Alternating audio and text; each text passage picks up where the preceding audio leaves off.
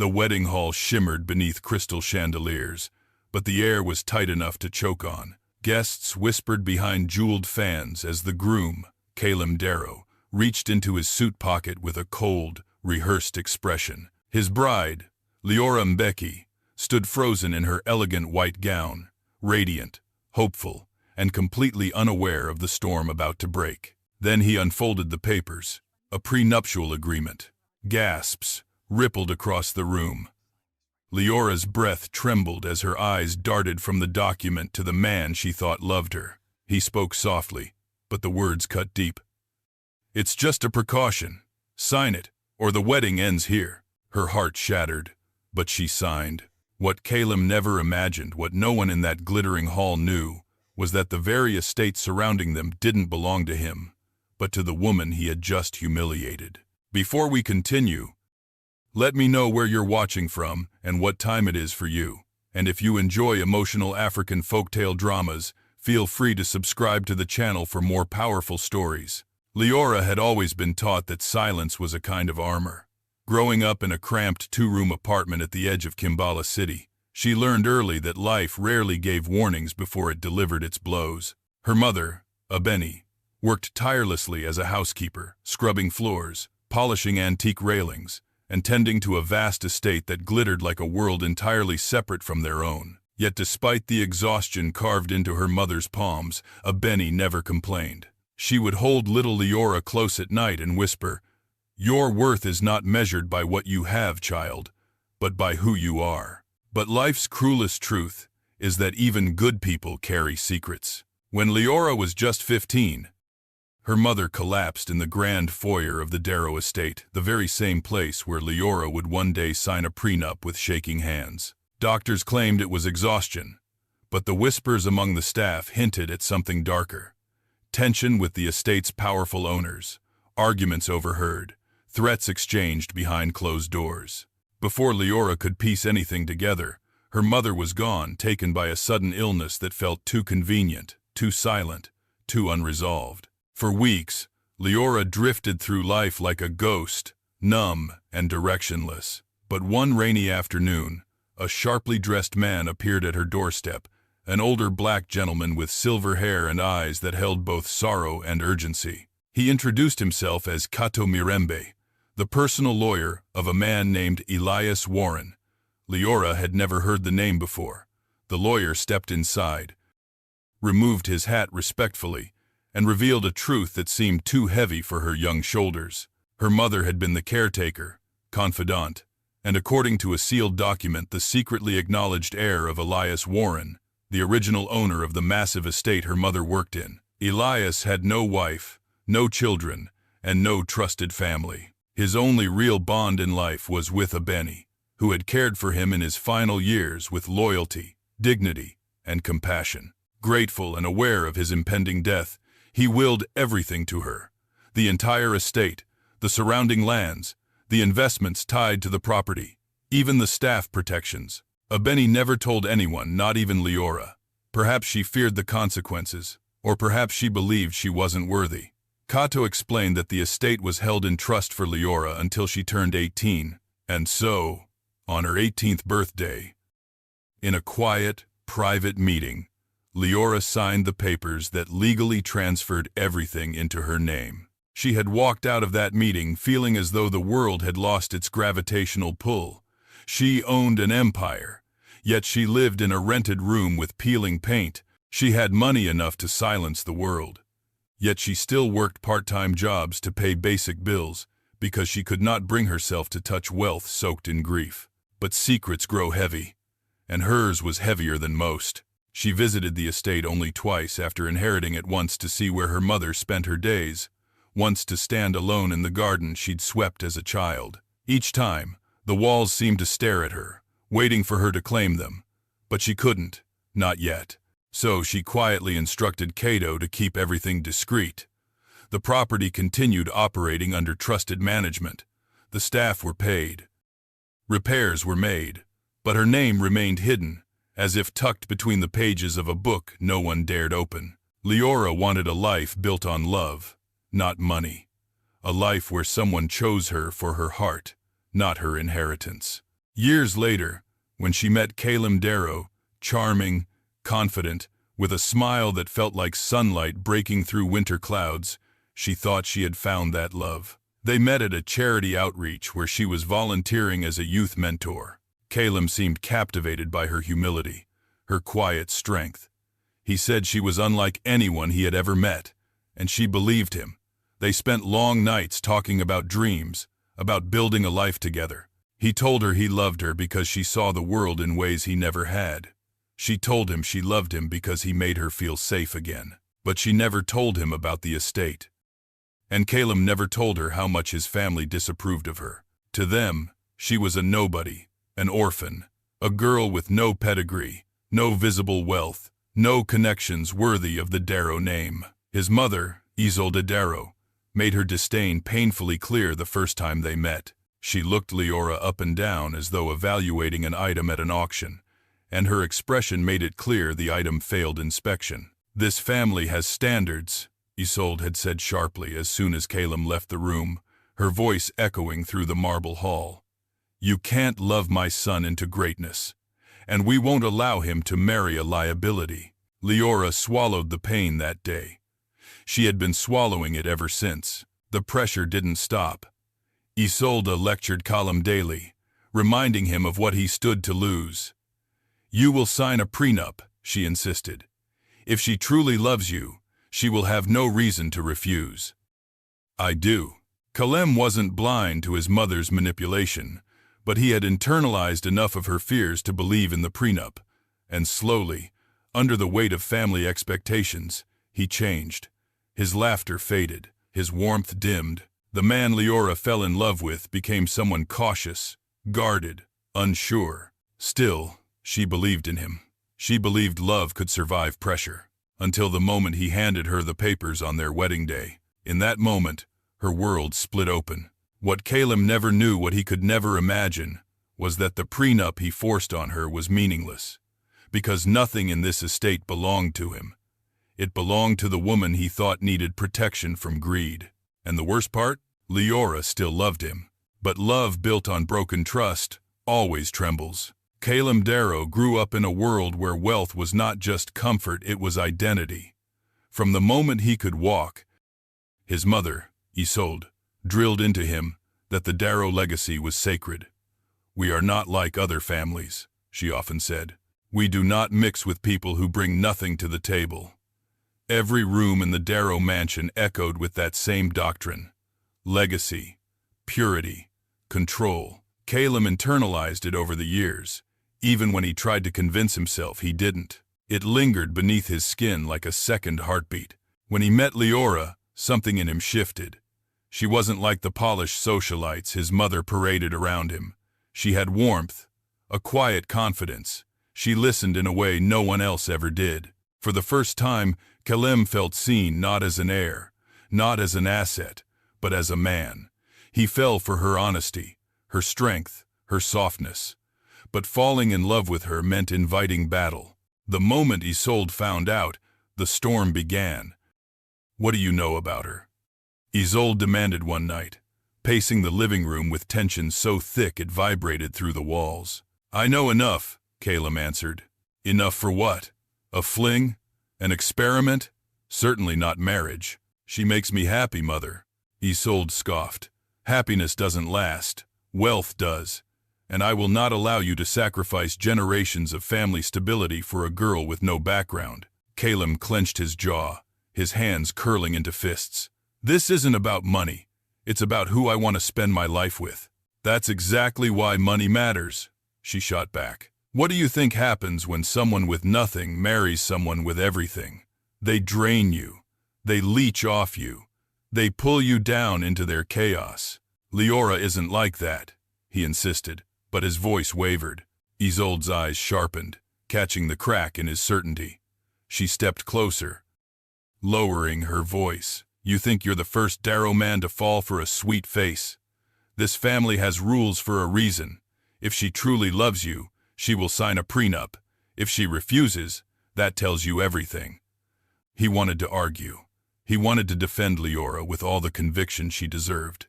But Isolde knew exactly where to strike. She reminded him that the Darrow empire, the companies his father left behind, the trust funds allocated for his future, all of it could be taken away if he defied the family council. She played her trump card perfectly. If you refuse the prenup, we will cut you off. Completely. That threat lingered with him for weeks. Calum began changing subtly. He became more cautious with money around Leora. He hesitated when she talked about the future. He asked more questions about her childhood, her mother, her financial stability, questions that left Leora confused and slightly wounded. She tried to brush it off, attributing it to pre-wedding stress, but the truth seeped through cracks she didn't yet see. A week before the wedding, things escalated. Isolde called Calum into her private study, closing the door behind her. The room smelled of expensive perfume and old, polished wood. She placed a folder on the mahogany desk and slid it toward him. This is the prenuptial agreement. It protects the Darrow holdings, the trust funds, and every family asset. All she must do is sign. Calum didn't touch the folder. His stomach twisted. You don't have to do this, he murmured. She's not after our money.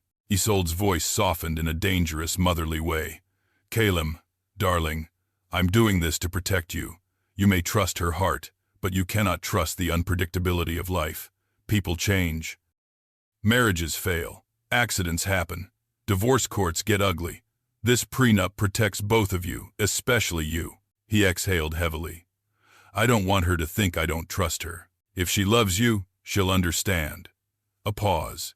If she doesn't, better to find out now. Isolde's manipulation dug deep, and Calum, raised to believe her voice carried absolute authority, let his growing fears overshadow his love. But deep down, he knew Leora would be hurt. He knew this would break something fragile between them. Still, he convinced himself it was necessary. He tried to justify it as responsibility, not distrust. He convinced himself that every wealthy man did this. But the truth was simpler. He wanted approval from his mother, from the family, from the legacy he'd been groomed to protect. On the night before the wedding, he sat alone in his room, staring at the prenup papers. His chest tightened with guilt. He whispered into the silence, "She'll understand, right?" But even he didn't believe it. Meanwhile, Leora spent the evening with her closest friend, Amaya. They laughed softly, reminiscing about their lives, their hopes, their fears. But beneath her smile, Leora carried a weight she couldn't share: the ownership of the estate, the legacy her mother left behind, the truth she feared would ruin everything. Amaya noticed the distant look in her eyes. "You okay?" she asked gently. Leora forced a smile. "Just nerves. Big day tomorrow." Amaya squeezed her hand. "You deserve happiness, Lee. Don't let anyone make you feel less." Those words became a shield in Leora's heart. The next morning, tensions reached their peak. While Leora prepared with serene determination, Isolde interrogated every detail of the ceremony, ensuring it displayed the Darrow superiority. She strutted through the venue, issuing sharp commands to staff, commenting loudly on how humble origins required immaculate presentation. Calum watched his mother with a mix of guilt and resentment. He wanted the day to be perfect for Leora, but the prenup weighed on him like a stone chained to his ribs. Right before the ceremony, Isolde approached him again. "You have the papers, yes?" He stiffened. "Yes. And you'll handle it?" He hesitated. "It feels wrong to do it there, in front of everyone." Isolde's voice sliced through him. "Then do it before the vows. If she refuses, the wedding ends instantly. I won't have a parasite entering this family." His throat tightened. "Don't talk about her like that. Then prove she isn't." Her words burned into his mind. In that moment, Calum realized he was no longer fighting for love. He was fighting for approval, for security, for the version of himself his mother had shaped. As the ceremony began, he forced a smile. Leora walked down the aisle, glowing with love, unaware of the storm waiting to strike. Isolde watched with satisfaction, confident she held control over both of them. But beneath the gold-trimmed roof of that grand hall, destiny was already shifting. The estate, she believed, belonged to her son. The empire she guarded so fiercely had never been his to begin with. And soon, the truth would tear their world apart. The wedding day unfolded like a grand theatrical performance, one meticulously crafted to showcase the power and prestige of the Darrow family. Sunlight poured through the stained glass windows of the estate's private cathedral, scattering vibrant colors across the marble floor. A full orchestra played a soft, breathtaking melody. Guests in shimmering gowns and tailored suits filled the pews, murmuring in pretentious admiration for the wealth around them. Everything looked perfect, except the tension woven tightly beneath the surface. Leora stood behind a pair of carved wooden doors, her heart pounding with nervous excitement. The satin fabric of her dress hugged her frame gracefully, the delicate beadwork glimmering like a constellation. For a moment, she allowed herself to imagine this day as she had once dreamed it: gentle, hopeful, sacred. She had envisioned Calem's face lighting up when he saw her walk down the aisle. She wanted to believe that love alone could carry them through any storm. But as she stood waiting for the cue to enter, she sensed an unusual heaviness in the air. The whispers behind her bridesmaids, who belonged more to Calem's family than to her life, were laced with judgment. Poor thing. She really thinks this is a fairy tale. She'll never fit into this world. I heard the prenup is brutal. Wealthy families have to protect themselves, you know. Leora tried to shut their voices out, but each word stung like a lash. She swallowed hard, reminding herself that none of them understood her. None of them knew where she came from, what she carried, what she had survived. The doors opened. A collective gasp echoed through the aisle as she stepped forward. Some gasps were admiration. She was undeniably stunning, but others were tinged with disdain, as though she were a wildflower forced into a bouquet of roses. Leora kept her head high, her eyes soft, her steps steady. She searched for Calem at the altar. He looked handsome, strong jawline, tailored suit, a posture that screamed confidence. But something in his expression was wrong. He wasn't smiling. His eyes weren't glowing with wonder. Instead, they were clouded, troubled, distant. Leora felt a cold prickle spread through her chest. When she finally reached him, Calem offered his hand, but there was a stiffness to it, a hesitation she had never felt from him before. She looked at him gently, silently, pleading for reassurance. He didn't meet her eyes. The ceremony began, the priest's voice resonating through the hall. The vows approached slowly, each second stretching thin. Leora's breath grew shaky, nerves swirling into dread she didn't want to name. Then everything stopped. Before the priest could move to the exchange of rings, Calem raised his hand. I need to address something first, he said, his voice tight. A ripple of confusion ran through the guests. Isolde Darrow, seated in the front row, nodded subtly as if she had been waiting for this moment. Calem exhaled deeply and reached into the inner pocket of his suit. Leora's heart dropped before she even saw the papers. He unfolded them with trembling fingers. The crisp white sheets seemed blinding under the cathedral lights. The sound of rustling paper echoed like thunder through the silent hall. I need you to sign this, he said quietly, though his words carried to every corner of the room. A prenuptial agreement. The guests gasped, some covering their mouths in shock, others smirking as though their suspicions had been confirmed. Leora stared at the document, her vision blurring. Her ears rang, her throat tightened painfully. This couldn't be happening. Not here on their wedding day. Not in front of everyone. Calem avoided her gaze, his voice cracking slightly. It's just a precaution. My family insists. If you love me, you'll sign it. The room spun around her. Her fingers trembled uncontrollably. She could feel hundreds of eyes stabbing into her skin. She felt naked, exposed, betrayed. She tried to speak, but her voice faltered. Calem, why now? Why didn't you tell me before? His jaw clenched. I didn't want to worry you, but this is necessary. We can't continue without it. Leora's chest constricted. The ceremony, the decorations, the guests, the orchestra. Every detail had been orchestrated for perfection, yet here she was, humiliated before the world. The man she loved enough to marry didn't trust her. He believed she could one day become a threat, a burden, a liability. The irony clawed at her heart. If anyone needed protection from greed, from deception, from exploitation, it was her, not Caleb. He had no idea who she truly was, what she already owned, what she had inherited. He had no idea that the entire estate, all the wealth surrounding him, didn't belong to the Darrows anymore. It belonged to the woman he was publicly shaming. A heavy silence blanketed the cathedral. People exchanged whispers like sharp knives slicing through the air. I knew she was after his money. Poor Caleb.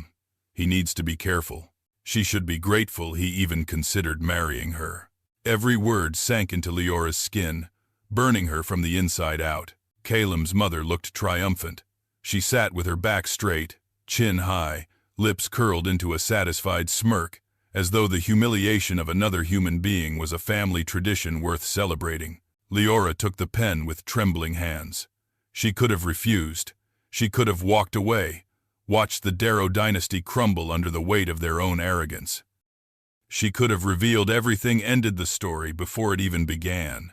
But she didn't. She signed, not because she agreed, not because she believed she was being treated fairly. She signed because she wanted the wedding to proceed. She wanted to believe love could survive even this. She wanted to give Caleb one more chance, hoping the storm would pass and the man she loved would return to her. When she handed the paper back, her smile was gone. Her innocence was cracked. Her heart was bleeding, but her dignity remained. The ceremony resumed, but the magic was dead. The vows felt hollow. The ring felt cold against her skin. Caleb's kiss tasted of guilt, not passion. As the guests applauded weakly, Leora stood beside her new husband, feeling more alone than she had ever felt in her entire life. What no one knew, what even Caleb could not have imagined, was that the ink she had signed upon would soon mean nothing. The prenup was a shield meant to protect the Darrow legacy, but their legacy had never truly belonged to them, and the woman they feared would steal their wealth was, in fact, the rightful owner of everything they were desperate to protect. The storm had only begun. The celebration that followed was a dazzling spectacle, one that should have marked the beginning of a joyful life together. Champagne flowed like liquid gold, chandeliers glimmered overhead, and the string quartet played melodies so soft they felt like silk brushing against the senses. Guests chatted animatedly, taking photos, complimenting each other's attire, admiring the lavish decor of the reception hall. But within this glittering world of wealth and pretense, Leora felt herself slowly sinking beneath an invisible weight. She walked beside Caleb, her hand resting lightly on his arm as they moved through the crowd, greeting well-wishers. Every smile she offered was a strain. Every breath felt shallow. The sting of the prenup incident hovered like a shadow behind her eyes, refusing to fade. She felt as though she were navigating a dream, beautiful on the surface, but distorted and hollow beneath. Caleb sensed the distance in her silence. He squeezed her hand gently as they approached a group of his business associates. "Smile," he whispered. "They're watching." His words weren't tender, they were pressured, a reminder to keep up appearances. And so Leora obeyed, curving her lips upward even though her heart remained bruised. "Congratulations, Mrs. Darrow," one woman chimed, her tone sugary sweet but her eyes sharp. "What a stunning ceremony. And how brave you were, signing that prenup so gracefully. Not many women would agree so easily." A few guests nearby chuckled lightly. Leora felt her chest tighten. She murmured a polite thank you, though the words scraped against her throat. Before she could slip away, an older man with a booming voice interjected. Yes, very sensible decision," he said approvingly. "The Darrow fortune is no small matter. Smart thinking on Caleb's part, protecting his assets. You understand." Her cheeks burned with shame, but she kept the mask firmly in place. "Of course," she replied softly. Caleb shifted uncomfortably, offering a forced smile, but he didn't correct them. He didn't reassure her. He didn't defend her dignity. He simply allowed the narrative to continue that she was a potential threat to his wealth, that the prenup had been a necessary safeguard. It was in that moment that Leora realized something painful. Caleb didn't see how deeply he had hurt her. He didn't understand the humiliation she carried, and part of him, part he hadn't confronted, believed what others said. He believed she needed to be controlled. As the night progressed, Leora drifted from conversation to conversation like a ghost caught in the current. Everywhere she turned, she felt the stares, some curious, others judgmental, most condescending. She recognized the expression in their eyes, patronizing pity mixed with thinly veiled suspicion. To them, she was a girl who had married upward, a girl who should be grateful for the chance, a girl whose presence in this elite world was tolerated, not embraced. She excused herself to the restroom, her breath trembling as she pushed open the door. The silence inside enveloped her like a fragile cocoon. She leaned against the sink, gripping the marble edge, fighting the tears, threatening to spill. Her reflection stared back, beautiful, but wounded, strong, but shaken. Why did he do that? She whispered to herself. Why didn't he trust me? The door creaked open, breaking her solitude. It was the head housekeeper, Mama Razi, a warm, middle-aged woman with kind eyes and a familiar gentleness. She had known Leora since childhood, though Leora was certain Mama Razi did not recognize her as the little girl who used to wait for her mother near the servants' quarters. "My dear," Mama Razi said softly, placing a comforting hand on Leora's arm. "Are you all right?" Leora forced a steady breath. "Yes, I'm fine, just overwhelmed." Mama Razi shook her head gently. "You are not fine. I saw your face when he gave you that paper." Her voice carried honesty stripped of judgment. No bride should sign something like that on her wedding day. It was wrong. The sincerity in her words cracked something inside Leora. Her voice quivered. "It hurt, more than I thought it would." Mama Razi's gaze warmed with sympathy. "You have a good heart. I see it in your eyes. Don't let anyone dim that." Leora swallowed hard. "Thank you." Mama Razi hesitated, then added in a low voice, "If you ever need someone to talk to, I am here." As the housekeeper exited, Leora wiped her eyes and forced her breathing to steady. She didn't have time to fall apart, not tonight. She adjusted her veil, fixed her mascara, and prepared to step back into the storm. Later, after the reception wound down and the last of the guests departed, Leora and Caleb retreated to the bridal suite. The room was breathtaking, rose petals scattered across the floor, candles flickering in warm pools of light, champagne chilling on a crystal-trimmed table. It should have felt romantic. It should have felt safe. Instead, the tension between them was suffocating. Caleb removed his jacket and loosened his tie. "You were quiet tonight," he commented casually, as though nothing unusual had happened. Leora's voice was soft but steady. "You humiliated me." Caleb froze. "What?" She turned to face him fully. "The prenup. Why did you do it like that? Why on the altar? Why in front of everyone?" He sighed, rubbing the back of his neck. "My mom insisted that you sign before the vows. She said it was the proper time. I just followed her advice." "Your mother's advice?" Leora asked, bitterness creeping into her voice. "This was our wedding, Caleb, not a business deal." "I know," he said quickly. "I wasn't trying to hurt you.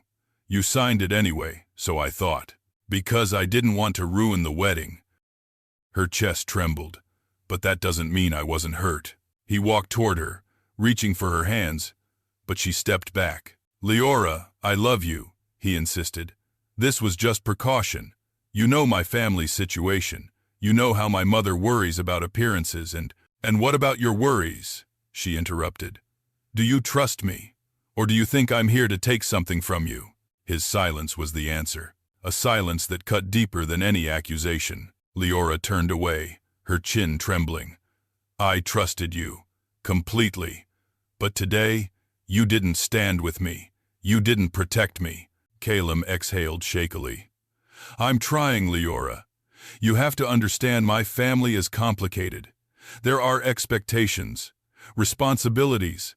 I can't just ignore them." She closed her eyes, a tear slipping down her cheek. "And I'm not part of those expectations." He reached for her again, but she retreated to the window, looking out at the sprawling estate shimmering beneath the moonlight. The irony twisted like a knife. He believed she needed protection from his wealth, yet he lived his life in the middle of her inheritance. He didn't know. Not yet. So she swallowed her pain. She steadied her voice. "I just need some time." Caleb hesitated before nodding. "Okay, I understand." But he didn't. That night, as Caleb fell asleep beside her, Leora lay awake, staring at the ceiling. Her wedding night wasn't filled with tenderness or joy. It was filled with regret, disappointment, and a fragile thread of hope she wasn't sure she could still hold on to. The estate walls felt heavy around her, like memories waiting to resurface, like truths waiting to be revealed. She belonged to this place in ways Caleb could never imagine. One day, he would know. One day, everyone would know. But tonight, she lay quietly in the dark, trying to protect the last fragments of her heart. In the days that followed the wedding, the estate felt different to Leora, alive in ways she had never noticed before. Every corridor, every ornamental vase, every chandelier seemed to watch her with silent recognition, as though the very walls whispered memories of her mother. It was strange returning here as the lady of the house when she had once walked these same floors as the daughter of a housekeeper, waiting patiently in back rooms while her mother finished her work. Now she moved through the mansion not as a child lost in shadows, but as a woman carrying a secret powerful enough to uproot everything. Yet the tension between her and Caleb lingered like frost that refused to melt. On their first morning as newlyweds, Leora stepped out into the hallway, hoping a walk would clear her mind. She had barely taken 5 steps when she noticed 2 maids whispering at the corner. They were young, probably new hires, and their hushed voices were urgent. "She looked devastated yesterday. I would have walked out if it were me," one whispered. "But she signed anyway," the other replied. "I think she's stronger than she looks." They froze when they saw Leora, bowing quickly before hurrying away. Strong. The word echoed bitterly in her mind. Strength shouldn't have been required on her wedding day, yet she had needed it more than ever. She walked toward the main staircase, her fingers brushing against the polished wooden railing. This was the same railing her mother polished for hours each week. Leora paused, her heart tightening as she remembered the way her mother hummed softly, her hands moving expertly along the grain. "Mama, I wish you were here," she thought mournfully. As she descended the stairs, she noticed something else, an odd pattern in the way the staff treated her. They weren't just respectful, they were reverent, unusually so. In the kitchen, the chef insisted she sit while he brewed her tea personally. The housemaids rushed to open doors before she reached them. Even the groundskeepers nodded deeply when she passed, almost bowing. It didn't feel like the polite service offered to a bride entering a wealthy family. It felt like something deeper, like loyalty. But loyalty to what? Or to whom? During lunch, she joined Caleb and his mother in the lavish dining room. The table stretched so long it felt like a bridge between enemies, not family. Caleb seemed distracted, scrolling through his phone, while Isolde maintained her usual posture, stiff-backed, chin raised, judgment radiating from her like a second perfume. Leora took a seat quietly. The room fell into an uncomfortable silence. Isolde spoke first. "You'll need to attend the Darrow Foundation luncheon this Saturday. As Caleb's wife, it's important you present yourself properly." Leora kept her tone polite. "Of course, I'll be there." Isolde's eyes narrowed slightly, searching for a weakness. "And the prenup? I trust there are no lingering issues?" Leora felt her stomach knot. She kept her voice steady. "I signed it, didn't I?" "And wisely," Isolde replied with a smug smile. "It shows you understand your place." Caleb glanced up, frowning. "Mother, that's enough." Isolde waved her hand dismissively. "I'm only pointing out the importance of maintaining security. Wealth attracts opportunists." Leora stared at her fork, gripping it tightly to keep her composure. If only she knew the irony of her words. Suddenly, the butler entered the room, bowing respectfully. "Madam, Miss, there's an issue in the West Wing that requires attention." Isolde huffed impatiently. "Handle it yourself." Actually, he said cautiously, glancing at Leora, it concerns her. The older woman blinked, confused. Leora looked up as well. Me? Yes, madam, the butler replied. It appears the staff discovered a locked room with your name on the registry. Leora's breath caught. She didn't have a registry. She had never created one. Yet something deep in her memory stirred gentle whispers of her mother telling her about a room she should never enter. Before Isolde could protest, Leora stood. I'll go have a look. Calem rose with her. I'm coming too. Isolde followed reluctantly, alarm flashing briefly in her eyes. The staff led them through the west wing, a quieter part of the mansion rarely used by the Darrows. The air grew cooler, the hall narrower. Paintings along the walls depicted the estate's history. Lush gardens, old owners, gatherings from generations past. And then, they reached a heavy oak door sealed with an antique brass lock. There, the butler said. We found it while cleaning. It was hidden behind an unused tapestry. The engravings match this, madam. He handed Leora a small bronze key with her initials LM, carved elegantly along the shaft. Her fingers trembled as she held it. Isolde's expression twisted in confusion. Calem looked from the key to his wife, bewildered. How is there a room with your initials? Calem asked gently. I don't know, Leora murmured. But she did know. Deep down, she knew this had something to do with her mother and Elias Warren. Slowly, she inserted the key and turned it. The lock clicked open. The door creaked as it swung inward, revealing a room frozen in time. Dust motes drifted across soft sunlight, filtering through old curtains. A faint scent lavender, her mother's favorite, lingered in the air. Inside were simple furnishings, a wooden chair, a sewing machine, a trunk, and shelves lined with journals. Leora stepped inside on unsteady feet. She recognized everything. This was her mother's room, not the cramped quarters assigned to servants. This was private, personal, hidden, a sanctum carved for someone cherished, someone trusted. Isolde frowned. What is this place? Why does it exist? The butler answered, looking uneasy. This wing was closed off years ago, before even you moved in, Madame Darrow. Calem turned to Leora. Why are your initials on the key? She swallowed hard. Memories flashed before her, her mother whispering stories of kindness from a man named Elias, the owner who treated her with respect unlike others, the man Leora never met but who had shaped her fate. I think this room belonged to my mother, she whispered. Isolde's face contorted. Impossible! A housekeeper wouldn't be given a private room. Leora's voice remained steady. She wasn't just a housekeeper, not to Elias. Calem furrowed his brows. What does that mean? Before she could explain, her eyes fell upon the trunk in the corner. She knelt before it, lifting the lid slowly. Inside were neatly folded clothes, embroidered cloths, a photo of Leora as a child, and a sealed envelope with her name written in her mother's delicate handwriting. Her breath hitched. She opened it. Inside was a note. My Leora, if you're reading this, then the time has come for the truth. You are more than you know. This estate, this home was built not just of bricks, but of promises. Elias loved you as his own granddaughter, and he made sure you would never be left unprotected. The inheritance is yours. I kept this room for you. One day, you will walk these halls not as a servant's daughter, but as the rightful heir. Leora's vision blurred with tears. She clutched the letter to her chest as her heart broke open in a storm of grief, love, and revelation. Behind her, Calem stared wide-eyed. Isolde appeared pale, her confidence cracking for the first time. What inheritance? Calem whispered, horrified but awestruck. Leora wiped her tears, her voice trembling. The estate, she said quietly. My mother didn't die without leaving something behind. Elias Warren left everything to her, to us.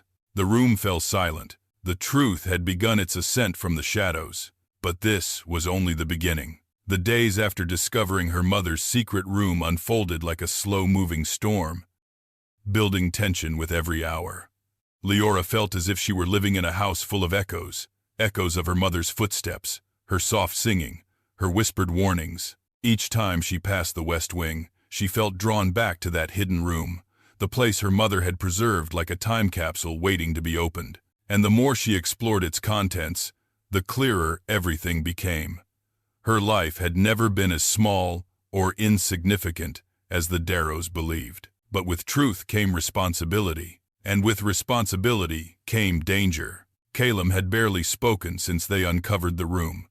He kept watching Leora from across hallways and breakfast tables, curiosity wrestling with uncertainty in his eyes. He wanted to ask questions, she could feel them simmering beneath his silence, but pride held him back. Pride and something else, fear. He didn't know whether the truth would crumble everything he had been taught to believe. On the third day, Leora returned alone to her mother's room. She sat cross-legged on the floor with the trunk open beside her, sorting through stacks of documents, old letters, and journals. Each journal was filled with her mother's handwriting, elegant, steady, patient. Her mother wrote about Elias Warren with reverence. He had treated her as an equal, valued her wisdom, trusted her with decisions about the estate. He had no heirs, no bloodline to continue his legacy. So he had chosen Abeni, chosen her out of respect, not out of romance, chosen her because she was the only person who had shown him unwavering kindness in a lonely, wealthy life. Leora read the final journal entry several times. I fear the Darrows grow bolder. Elias is gone, and they want control of everything. I must protect Leora. I must keep her hidden from their greed. One day, the truth will be hers. The warning sank into Leora like a stone. Had the Darrows truly pressured her mother to her breaking point? Had they feared Elias's decision so much that they pushed her out silently, cruelly hoping to erase her existence? Her hands tightened around the journal. She needed answers. Later that afternoon, Leora met with Cato Mirembe, the lawyer who had finalized the inheritance years ago. She requested the meeting quietly, in the far corner of the estate's garden where prying eyes couldn't linger. Cato arrived with his usual calm presence, dressed impeccably in a charcoal suit despite the warm weather. His voice remained steady as he bowed his head in respect. Madam Leora, it has been many years. Too many, she agreed. I need clarity. Everything my mother left behind. I want to understand it all. Everyone, Cato hesitated. Are you certain? Once you fully step into your inheritance, you cannot go back. Secrets protected for years will surface. I'm ready, she said, though her heart trembled. I've been ready since the day Caleb humiliated me. Cato studied her expression. Then allow me to explain everything. He detailed how Elias had intentionally kept the estate under a private trust, separate from the Darrow family. The Darrows had always believed they would one day control it, but Elias had never trusted them. He believed they were too obsessed with maintaining power and image. So he had built safeguards, legal structures, ensuring the estate would pass to Abeni and her only child, Leora. What about the Darrows' influence? She asked. Cato sighed. They tried to interfere. They pressured the trustees. They questioned your mother's legitimacy. They insulted her behind closed doors. But legally, they had no claim. Elias made sure the estate would be beyond their reach entirely. Leora's pulse quickened. Did they hurt her? I cannot say for certain, Cato replied carefully. But I know she feared them. She believed they could make life difficult if they knew how much she had been entrusted with. Leora's breath shook. Her suspicions grew sharper. Cato continued. As of now, you are the legal owner of the entire Warren estate. Every acre, every asset, every historical archive. Nothing is tied to the Darrow family. They are merely occupants. The truth was overwhelming. She owned everything, and yet they had treated her as though she was beneath them. How much does Caleb know? Cato asked quietly. Leora looked away. Nothing. Cato arched a brow. You married him while hiding the truth? He married me while believing lies about me, she countered. He forced me to sign a prenup to protect wealth that wasn't even his. Cato's expression darkened with disappointment. That is deeply unfortunate, madam. Leora nodded. I didn't tell him because I wanted our marriage to start with love, not power. But now, I don't know what we have anymore. Cato's voice softened. When you are ready, I will finalize the public transfer of ownership. But the moment we do so, everything changes. The Darrows will no longer hold any authority here. Leora inhaled slowly, feeling a storm rising in her chest. Thank you, Cato. I need time. He bowed again and left her alone among the garden roses her mother once tended with her own hands. As the evening settled in, the mansion felt strangely heavy. Leora walked through the halls, her footsteps echoing in eerie silence. She passed portraits of former owners, then paused in front of one she had seen many times before, Elias Warren, standing tall beside the entrance to the estate. She studied the painting intently. Elias's eyes held warmth, almost recognition. She wondered how her life would have been different if she had known him when he was alive. Leora, she startled at Calem's voice behind her. She turned to find him approaching, hands in his pockets, concern etched across his face. I've been looking for you, he said softly. You've been distant. I've had a lot on my mind, she replied. Calem nodded slowly, stepping closer. I know things haven't been easy since the wedding. I've been trying to understand. Understand what? Leora asked, her voice sharper than intended. He hesitated. Why you were so hurt about the prenup. I didn't mean to embarrass you. He exhaled. My mother said. Leora closed her eyes. Stop right there. That's the problem, Calem. Everything you've done has been because your mother said so. That's not fair. It is fair, she insisted. Because you didn't defend me. Not once. Not when your family mocked me. Not when people called me a gold digger. Not even when your mother said I wasn't worthy. His jaw tightened. Leora, I love you, but I also have responsibilities. My family, your family does not own you, she said quietly, unless you let them. The silence between them swelled. Calem swallowed hard. You've changed since we found that room. You're hiding something. Leora felt her pulse spike. I'm not hiding anything. I'm trying to understand the truth about my mother. You know more than you're saying, he murmured. And I'm your husband. I deserve to know if something is going on. Husband. The title felt heavy on her tongue. He was her husband, yes, but not yet someone she could trust with the truth, not when he had shown her his weakest side so publicly. Leora stepped away from him. When I'm ready, I'll tell you. Calem's expression slipped into hurt frustration. Don't shut me out. I'm not your enemy. Her voice dropped to a whisper. Then stop acting like one. She walked past him, leaving him alone in the dimly lit hall. As the night stretched on, Leora returned once more to her mother's room. She sat on the floor again, holding the letter against her heart. The estate belonged to her. But before she could claim it, she needed to decide something much more complicated. What would become of her marriage? Outside the window, thunder rumbled. The storm was coming, and no one, not even the Darrows, could stop what was about to unfold.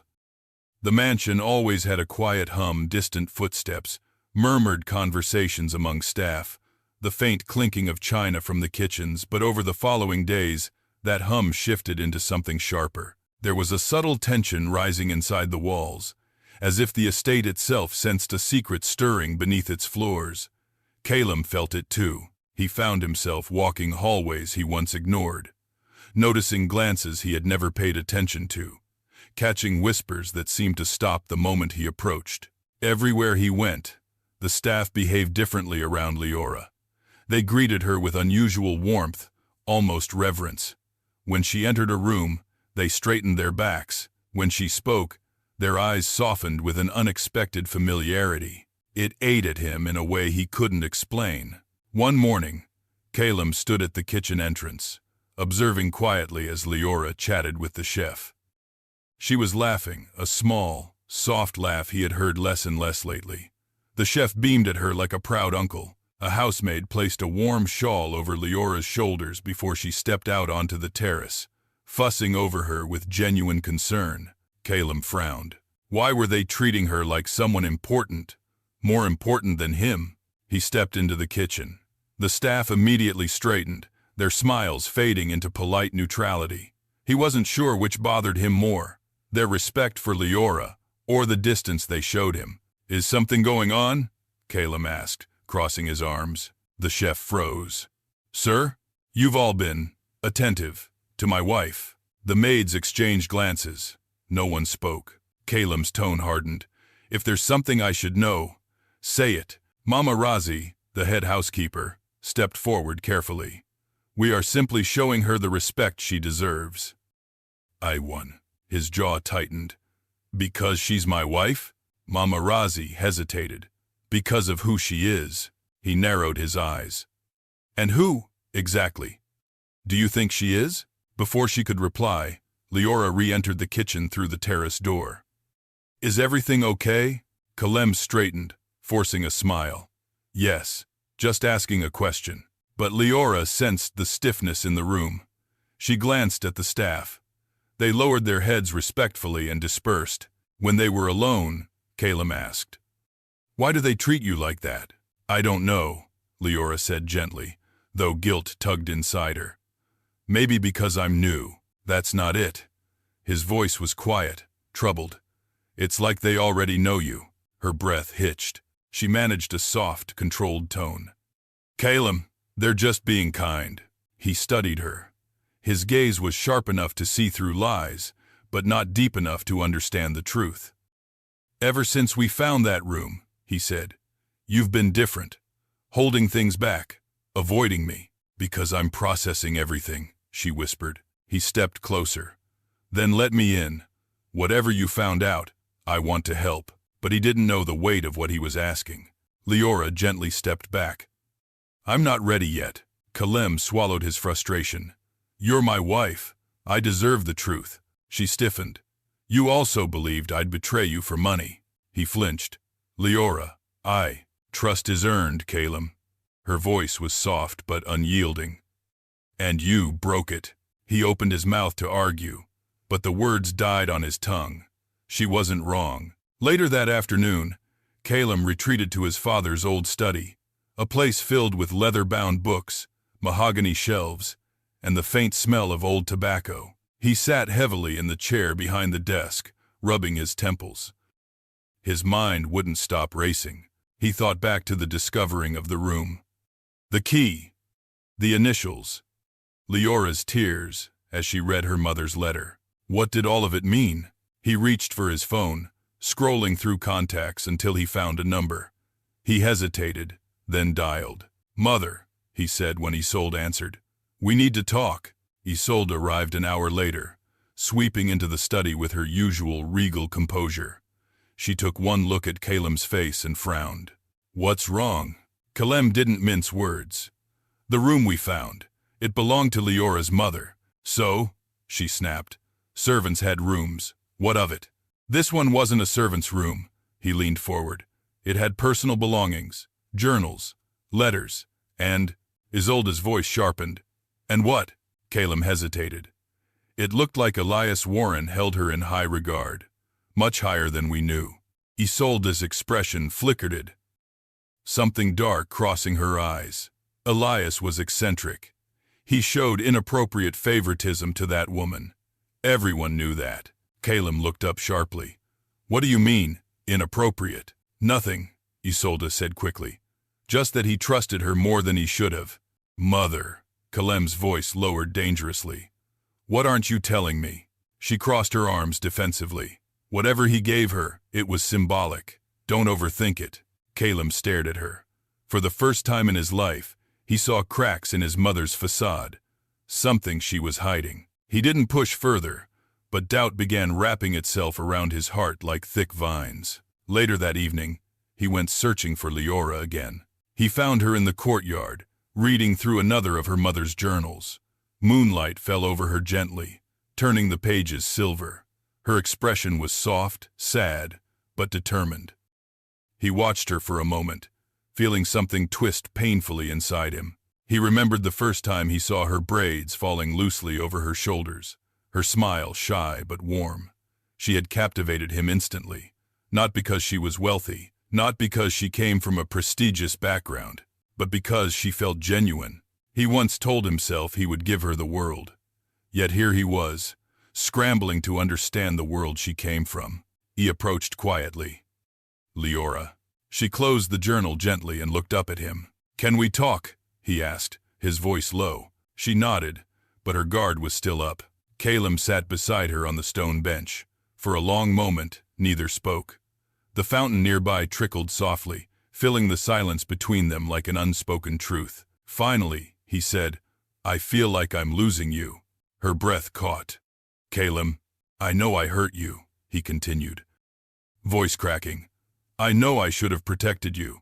I should have defended you. But I'm trying to understand everything, and I feel like every step I take, you move further away." Her eyes softened but remained cautious. "You're not losing me.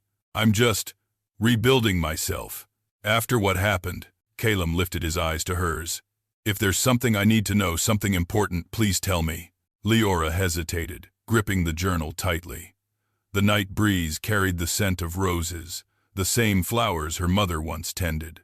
"I found things in my mother's room," she said quietly. "Things that change everything." His heart pounded. "What things?" "Secrets," she swallowed. "About the estate. About why my mother feared your family." Caleb's breath stopped. "Feared? Why?" But she shook her head. "Not yet. I still need time." He felt frustration rising, but he swallowed it. If he pushed too hard now, he might shatter what little trust remained. "All right," he whispered. "I'll wait." Leora exhaled shakily. "Thank you." He reached for her hand, and after a long pause, she let him hold it. For the first time since the wedding, they sat in silence that wasn't hostile. It was fragile, careful, searching. But the shadows of the estate watched them closely. And in the rooms above them, buried secrets continued to shift, waiting for the day they would tear the Darrow family apart. The tension between them wasn't ending. It was only beginning. Rumors spread through the Darrow household like wildfire, carried by hushed whispers and nervous glances. By the end of the week, something in the air felt unmistakably wrong, thick, restless, and crawling beneath the surface like an unseen threat. Even Leora could sense it, though she barely understood its source. But the truth was simple. The Darrow family was in trouble, and trouble had a way of revealing the true nature of people. It began subtly. Papers scattered across Caleb's desk, phone calls answered in clipped tones, meetings that ran late into the night. Leora observed him from a distance, watching a tension coil inside him like a knot he couldn't untie. She wanted to ask, but their relationship still felt too fragile. One wrong question and everything might shatter again. One evening, however, the truth forced its way out. Leora walked into the study and found Caleb pacing back and forth, his jaw tight, his fists clenched. Documents lay strewn everywhere, financial reports, legal letters, printed emails. He didn't notice her at first. "Caleb," she said softly. He froze, then turned with the look of a man trying and failing to keep himself together. "Leora, I didn't hear you." Very teen, she stepped closer. "What happened?" He hesitated. Then, with a heavy sigh, he sank into the leather chair behind the desk. "My family's investments, they've collapsed." Her eyes widened. "Collapsed? How?" Caleb rubbed his temples. "Bad decisions, risky ventures. Mother refusing to listen. The board warned her, but she pushed for expansion anyway. Now everything is crashing down around us." Leora's heart ached. She knew the Darrows valued wealth as much as air. Losing that would be like losing identity. "Is it serious?" she asked. Caleb looked up, expression grim. "Serious enough that my mother wants me to ask you for help." Leora blinked. "Help? How can I help?" He swallowed hard, as if the words were painful. "She thinks your family might have something saved, that maybe you could contribute to stabilizing the situation." Leora stared at him in stunned silence. "Caleb, you know I grew up with nothing." His cheeks flushed with shame. "I know. I told her that, but she doesn't believe it. She keeps insisting you must have something hidden away, some inheritance, some savings." A mixture of confusion, anger, and bitter irony twisted through Leora's chest. "If only they knew the truth," Caleb continued, frustration seeping into his voice. She said you should prove your loyalty by supporting the family in a moment of crisis. Leora stiffened, heat rising behind her eyes. Prove my loyalty? By giving your family money? Caleb rubbed the bridge of his nose. I told her you can't, but she's not listening to me. She thinks you're refusing out of selfishness. Leora exhaled, forcing herself to remain calm. Caleb, do you think that too? His eyes snapped open in shock. No! Leora, how could you even— Because sometimes, she interrupted softly, it feels like you see me the way she trained you to see the world. Kalem's face fell. Leora. But she turned away, swallowing the hurt swelling in her chest. Your mother has never liked me. She will blame me for anything. Caleb stood abruptly, walking toward her. I'm not blaming you. I swear. This is my family's mess, not yours. She didn't respond. She couldn't. The irony was cruel. She owned the estate they lived in, yet they begged her for imaginary money. The next morning, the situation escalated. Isolde barged into Leora's room without knocking, her eyes blazing with indignation. You, she snapped, need to contribute to the Darrow family. Immediately. Leora blinked, startled. Madame Darrow, Caleb told me what happened, but I really don't have. Oh, please, Isolde sneered, waving a dismissive hand. You expect me to believe a girl like you didn't receive anything from that mother of yours? Leora's stomach twisted. My mother worked to survive. She— Yes, Isolde interrupted. I know the story. The poor housekeeper who died tragically. Spare me the tears. Leora felt something inside her tremble, not fear, but rage. Rage she'd kept buried since the wedding. You're asking me to give you money I don't have, Leora said firmly. Even if I did, you have no right. Isolde leaned in, voice sharp as a blade. If you won't support this family, then don't expect us to support you. Marriage is partnership, and right now, we are drowning. Leora stepped back, breath unsteady. Caleb is my partner. You are not. Isolde's eyes flashed with contempt. Everything Caleb has, everything he is, comes from this family, my family. Without us, he is nothing. Your marriage is nothing. 24. The words pierced Leora like shards of glass. She forced herself to remain calm. I'm sorry for your situation, but insulting me will not change anything. Isolde scoffed, turning on her heel. Ungrateful girl, just like your mother. The door slammed behind her. Leora stood rooted to the floor, heart pounding, her pulse hot with anger. She had endured enough humiliation, first the prenup, then the whispers, now this. But her mother's memory, that was sacred, and Isolde had crossed a line. That evening, Leora retreated to her mother's secret room, seeking comfort in familiarity. She read Elias's letters again, tracing her mother's hopes and fears, her loyalty and heartbreak. She felt stronger with every word, like she was growing roots into the truth. When she finally emerged, her resolve solidified. She stepped into the main hallway and found Caleb waiting. He looked exhausted. Worry etched across his face. Mother told me what she said. Leora crossed her arms. And I'm sorry, he said quietly. She was wrong. She's scared. She's lashing out. Scared people reveal their true selves, Leora murmured. Caleb exhaled shakily. We're falling apart, Leora. Everything my father built, slipping through our fingers. And you want me to fix it? She asked, her voice steady. No, he said, shaking his head quickly. I want you with me. I want us to face this together.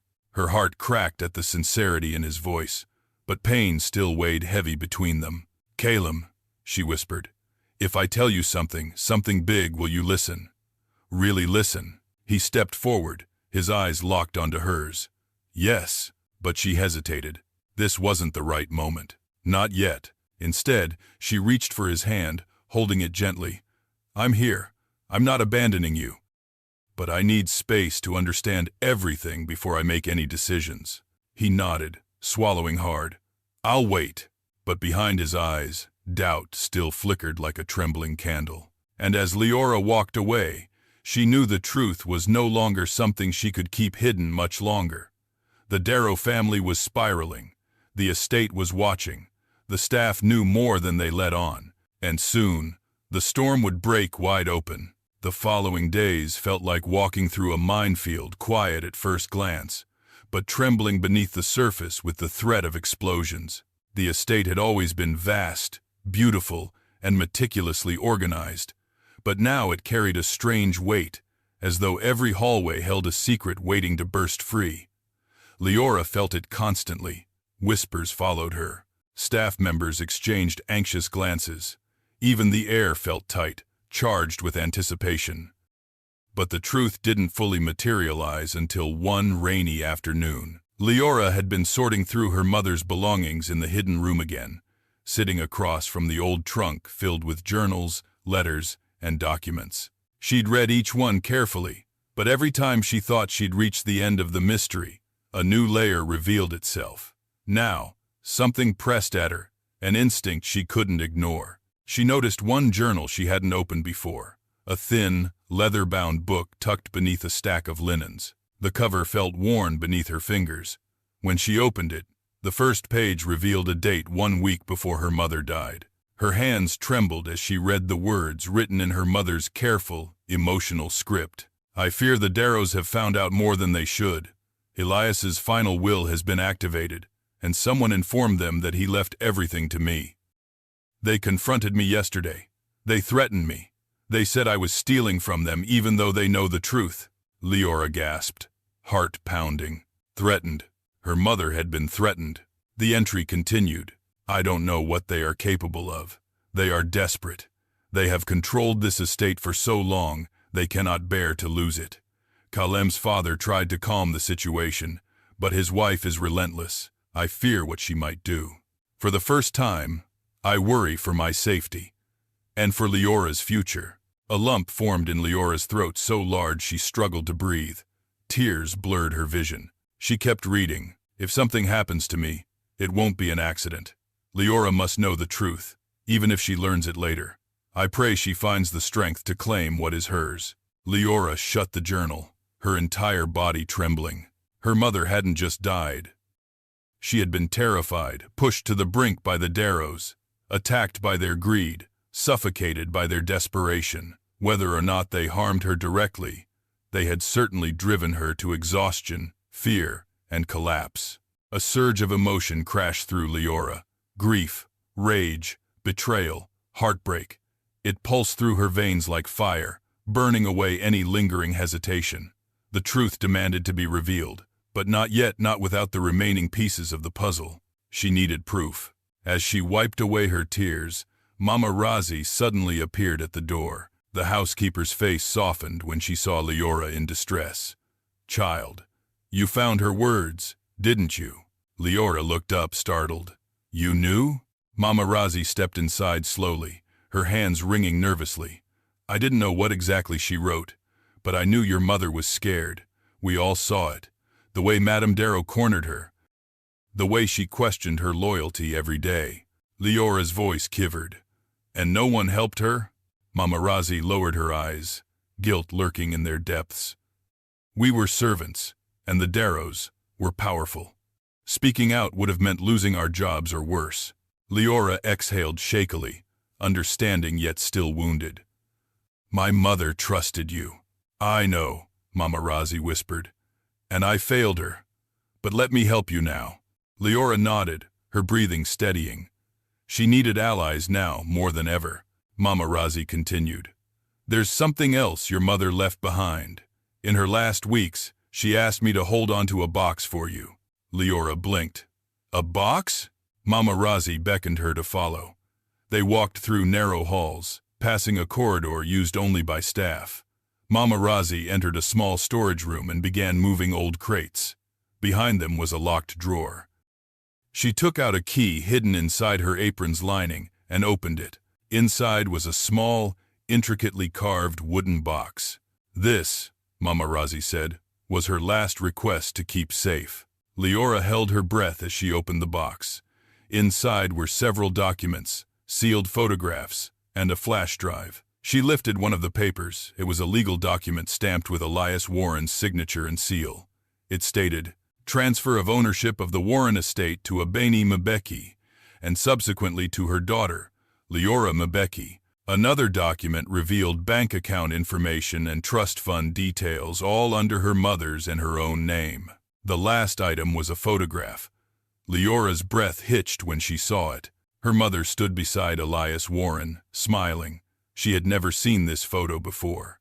Elias's hand rested gently on her mother's shoulder, not possessive, not inappropriate, but warm and protective.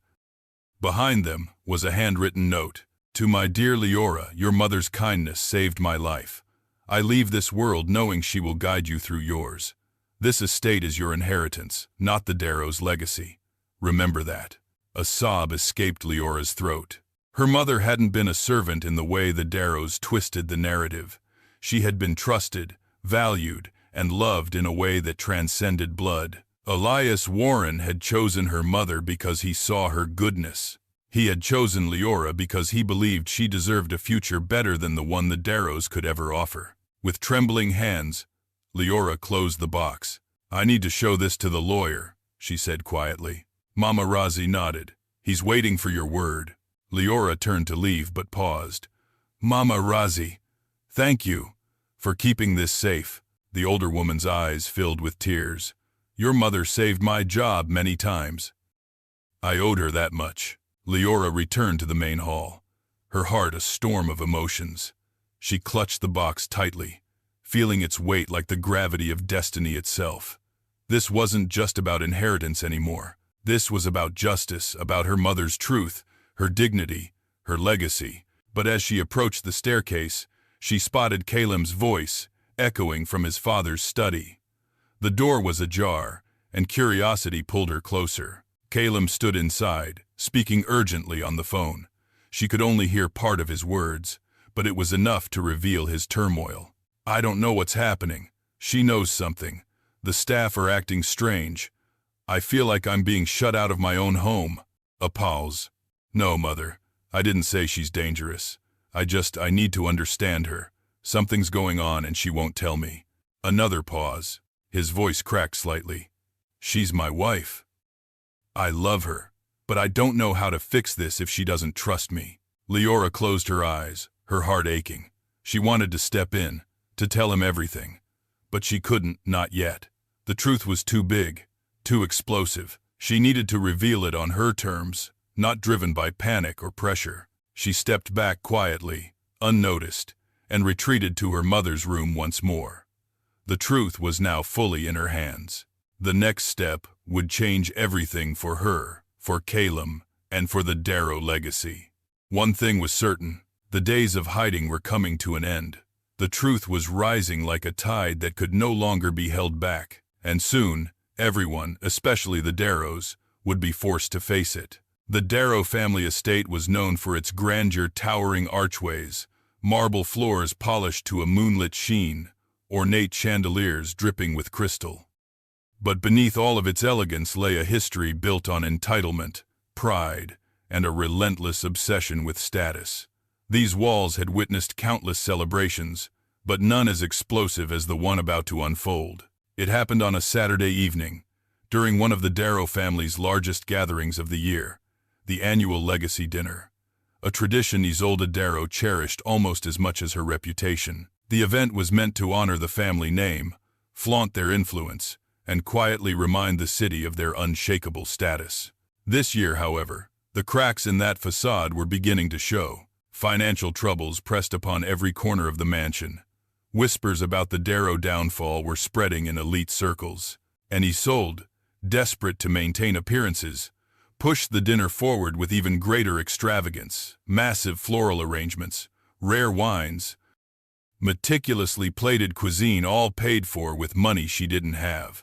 Leora entered the grand ballroom with Calem beside her. Her gown shimmered subtly, elegant but understated. She carried herself with quiet grace, but inside she felt like a storm wrapped in silk. She clutched her mother's wooden box in her mind, even though she'd left it hidden safely in her room. Tonight, she intended to speak with Cato, to take the next steps toward revealing the truth. But fate had its own timing. As they moved through the ballroom, Leora could feel people staring. Some guests whispered behind jeweled masks of politeness. "That's the new wife. Isn't she the one who signed the prenup on stage? I heard the Darrows are broke. Poor girl married into sinking wealth." And others, with sharper tongues, "Maybe she'll bring them down. Or maybe she already has." Leora kept her chin lifted, refusing to let their words pierce her. Instead, she scanned the room for Cato, who had agreed to attend discreetly. She needed his legal perspective. She needed his support. But before she could find him, a cold voice sliced through the air. "There you are." Leora turned. Isolde Darrow stood behind her, tall and formidable in an emerald gown that matched the venom in her eyes. "I asked you to wear something more appropriate," Isolde said in a low, cutting tone. "This event reflects our family." Leora met her gaze evenly. "I'm wearing exactly what I chose." Isolde's nostrils flared. "You continue to embarrass us." Calum stepped between them. "Mother." "Enough." Isolde ignored him. She directed her next blow at Leora. "If you won't learn your place as my son's wife, then I'll make it clear for you tonight." Leora clenched her jaw. "My place? You mean as someone you expect to be silent?" Isolde smirked. "Silence would have suited you perfectly." Calum bristled. "Mother, there's a truth everyone here deserves to know," Isolde declared suddenly, loudly enough to draw attention. Calum stiffened. "Mother, don't." Isolde turned toward the crowd, lifting her champagne glass as if making a toast. Her voice carried elegantly, poison wrapped in silk. "Ladies and gentlemen, thank you for joining us at the Darrow Legacy Dinner. Tonight, I wish to address something that has been a point of curiosity among our esteemed guests." Leora felt her heart drop. Calum whispered frantically, "Mother, stop." But Isolde continued, waving him off like a bothersome insect. "As you all know, my son recently married a charming young woman from humbler beginnings." A murmur spread through the crowd. Leora's heartbeat thudded like war drums. Isolde smiled coldly. "But what many of you may not know is that she refused to help our family in our moment of difficulty. Despite being welcomed into luxury far beyond what she has ever known, she still refuses to contribute anything of value financially or otherwise." Leora felt heat rush to her cheeks. Humiliation burned through her like fire. The crowd stared, eyes wide, hungry for scandal. Calum snapped, "Mother, that's enough." But Isolde merely raised her glass. "In other words, my son's loyalty is being taken advantage of. Marriage, as we all know, must be a partnership, and some partners," her eyes locked on Leora like sharpened arrows, "are simply not worthy." The ballroom erupted in whispers. Leora felt her lungs constrict. Her hands trembled. She had endured many blows, many insults, but this, a public humiliation, crafted with precision and cruelty, was the final straw. The woman she used to be would have quietly endured. But she was no longer that woman. She stepped forward, her voice steady. "Are you finished?" The crowd gasped. Leora's tone wasn't loud, but it was razor sharp. Isolde blinked in surprise. "Excuse me? You've said your piece," Leora said calmly. "Now it's my turn." Calum stared at her with shock and awe. He had never seen her like this. Isolde scoffed. "Don't make a fool of yourself." Leora lifted her chin, fire in her eyes. "No, you've done that for all of us." Gasps spread through the room. Isolde's face flushed with rage. "You insolent!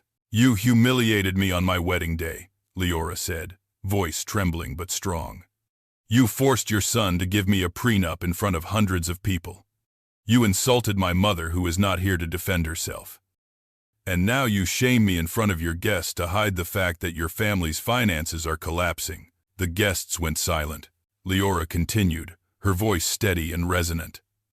"You say I brought nothing of value. You say I have no place. But the truth, Madame Darrow, is that you don't know me at all." Isolde sputtered, twisting with anger. "You." "Let me finish." Leora stepped closer. "You accuse me of refusing to help your family financially. But what you never considered is that I grew up with nothing to give. My mother raised me alone, without wealth, without privilege, without your family's cruelty disguised as superiority. Isolde's hands shook. You dare? Yes, Leora said firmly. Because I am done being silent. The crowd murmured with tension so thick it could be cut with a knife. Leora continued.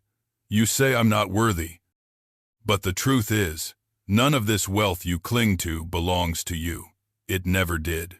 Isolde's face turned ghostly pale. Calem's eyes widened. Leora, what are you saying? Before she could answer, someone stepped into the circle of attention. Cato Mirembe. The lawyer bowed respectfully. Madam Leora, if I may. Leora nodded, giving him silent permission.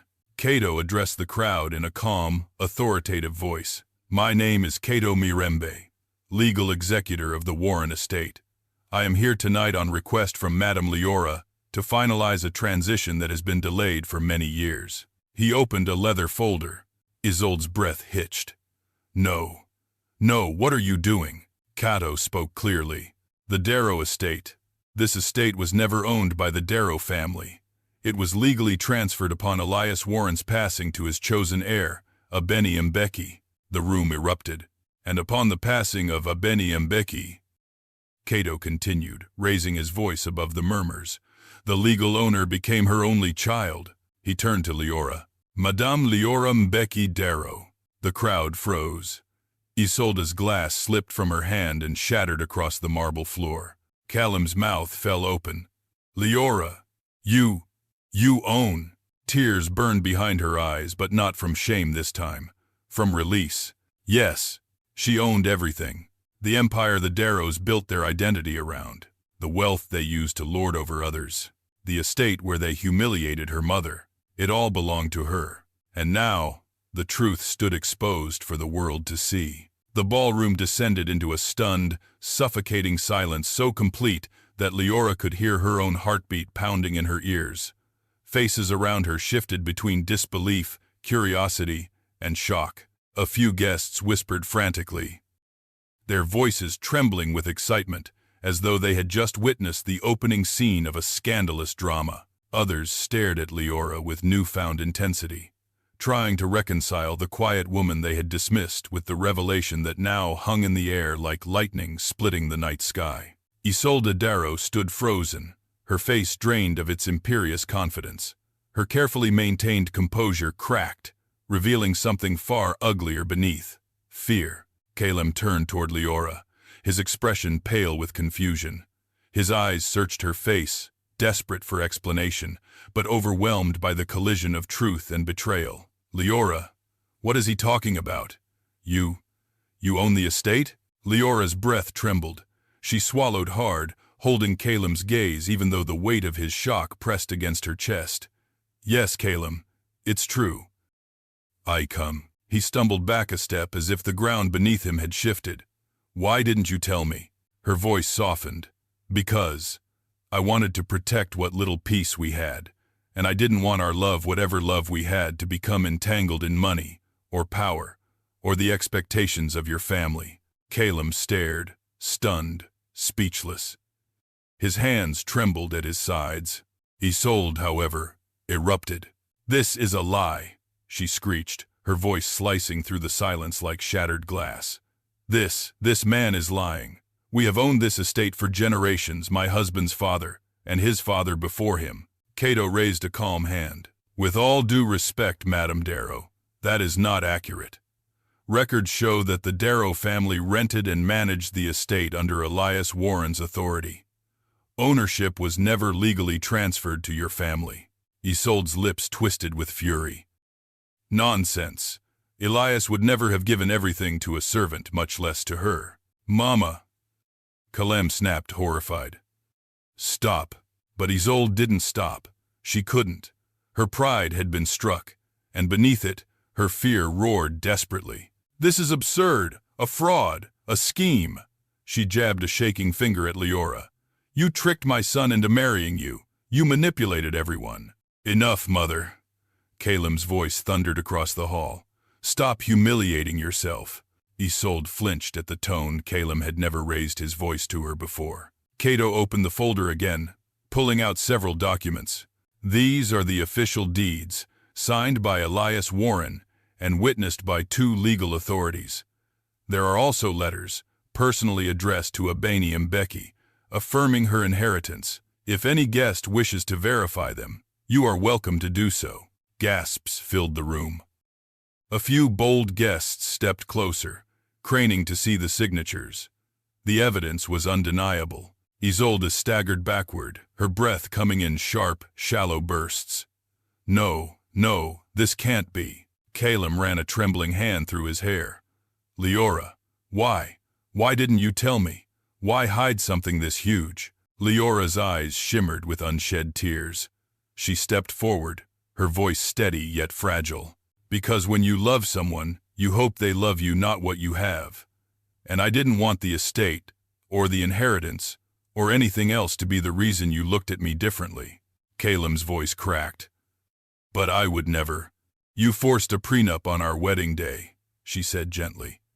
You didn't trust me with what you thought you had. How could I trust you with what I actually had? Caleb looked as though she had struck him. His shoulders sagged, and guilt hollowed his eyes. I didn't know, he whispered. I didn't know my actions hurt you that deeply. You didn't ask, Leora replied sadly. Isolde surged forward again, fury overpowering her shame. This is still a deception. You've stolen everything that belongs to us. Cato cleared his throat. Actually, Madame Darrow, a portion of the estate's land was once purchased using Abeni's private funds to prevent foreclosure.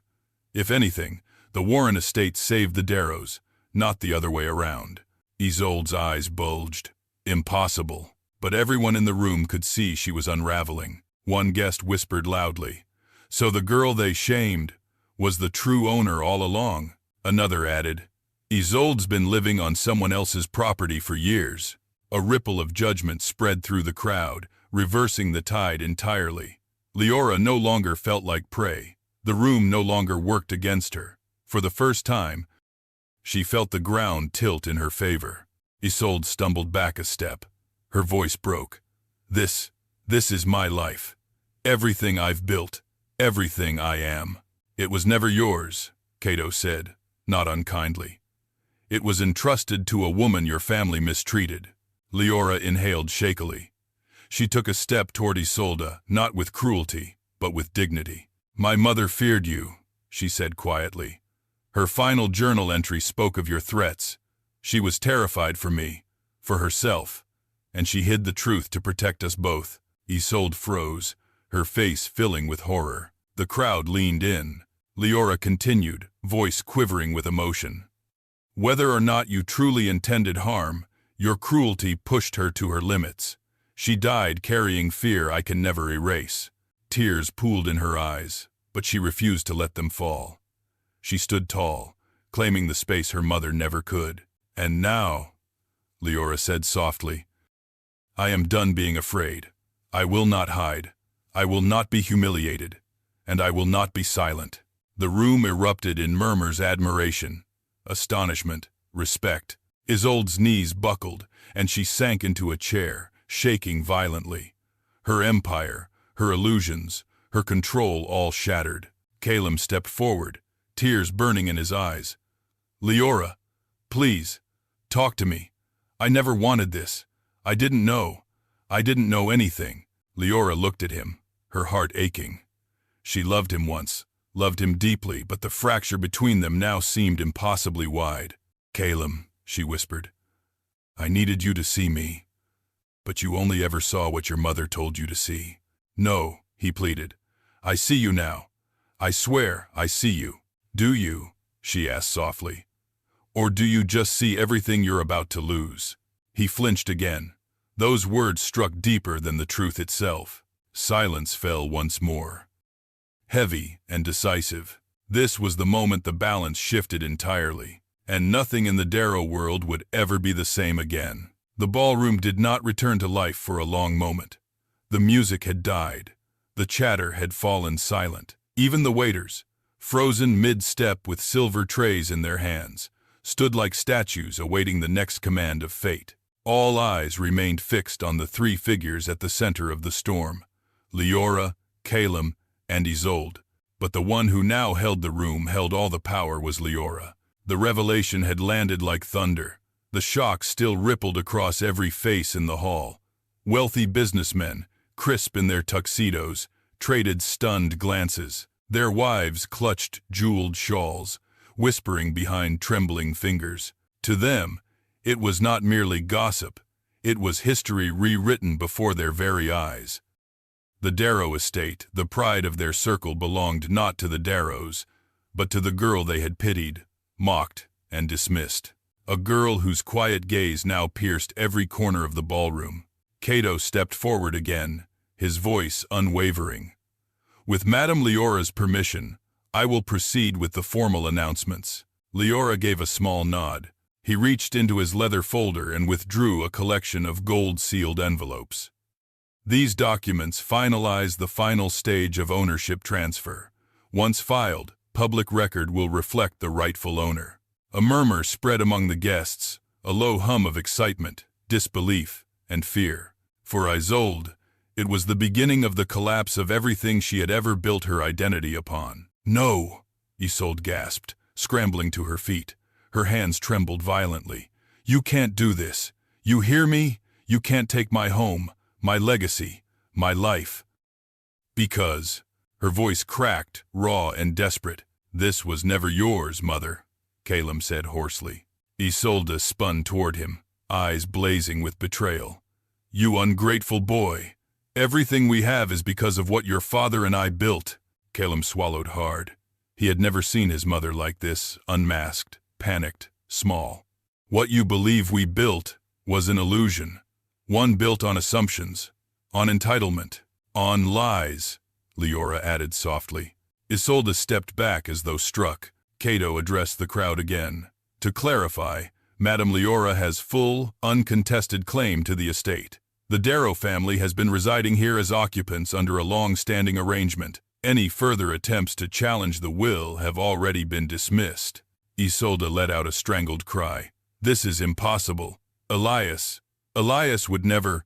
Elias entrusted your mother-in-law because he trusted her heart."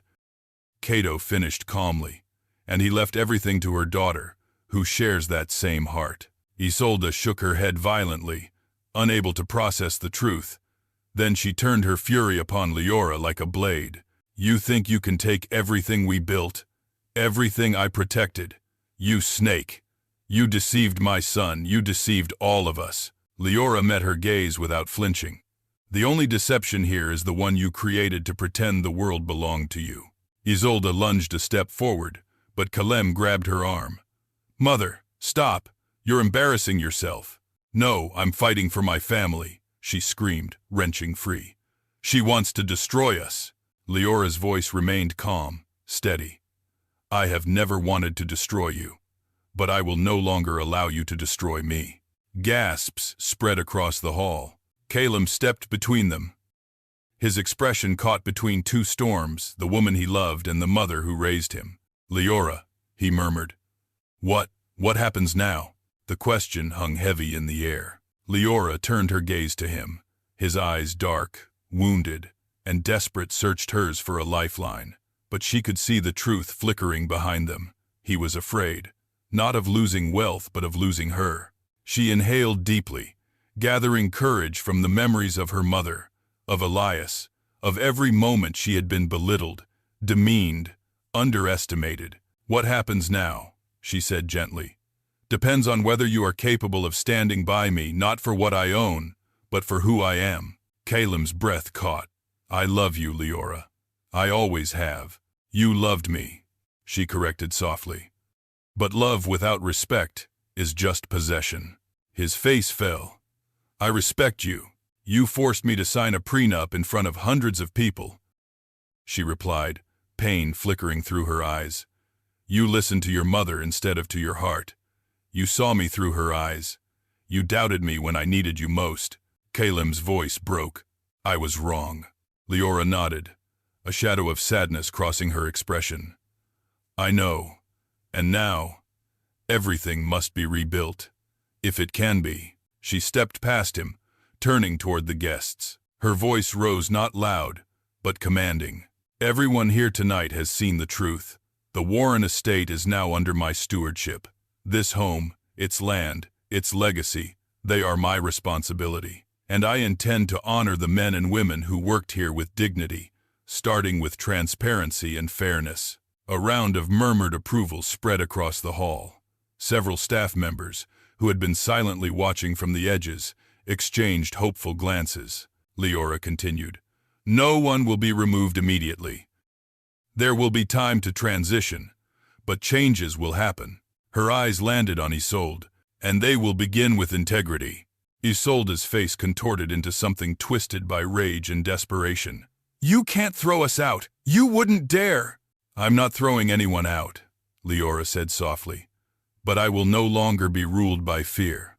Not by you, not by your expectations, not by your control." Isolde collapsed into a chair, sobbing silently, her empire reduced to dust. Cato cleared his throat. "With your permission, Madame Leora, I will begin informing the trustees." Leora nodded, but she wasn't finished. As she turned back to the crowd, her voice softened again, this time not with restraint, but with purpose. "My mother lived in the shadows of this estate," she said. "She worked, she sacrificed, she endured cruelty for the sake of survival.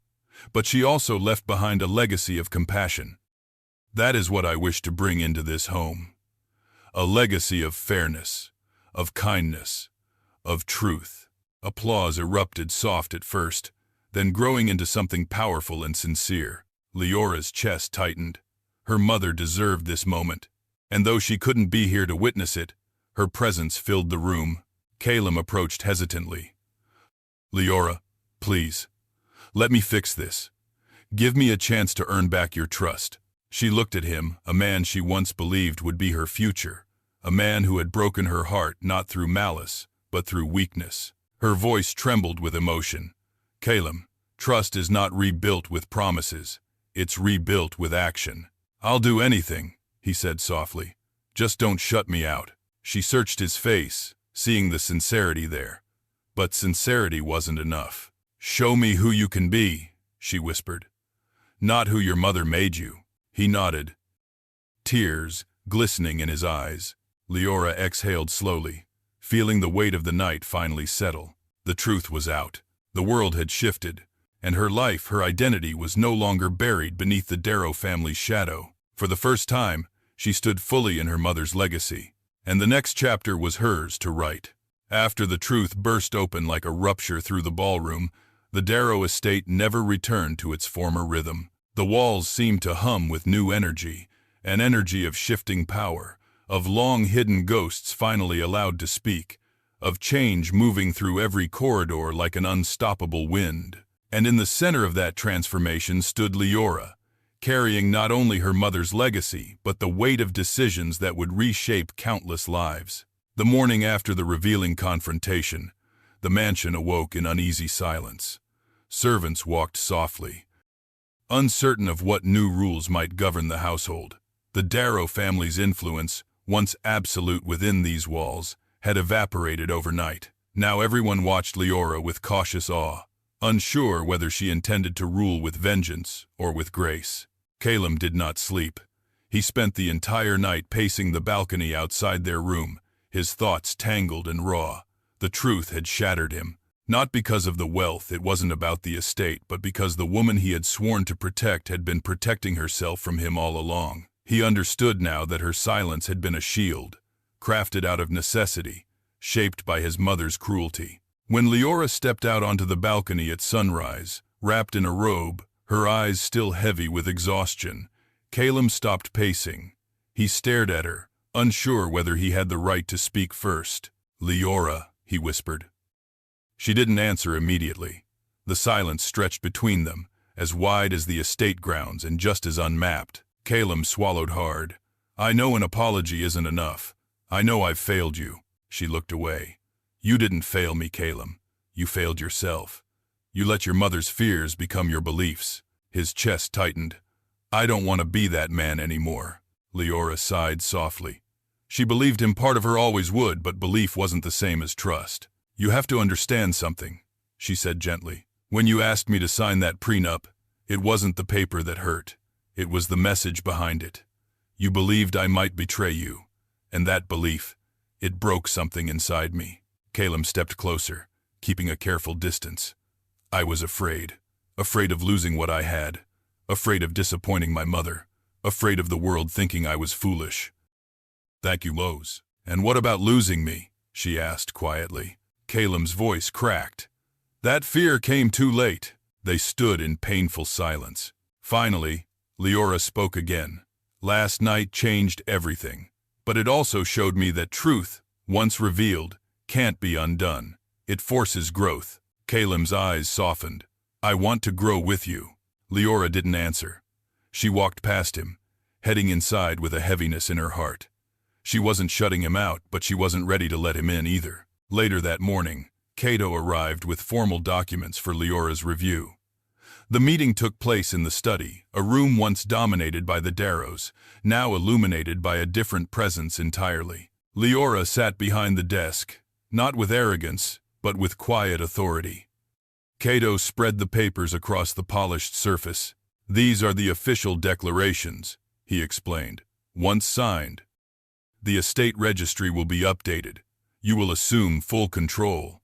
Leora glanced at the documents, each one stamped, sealed, and legally binding.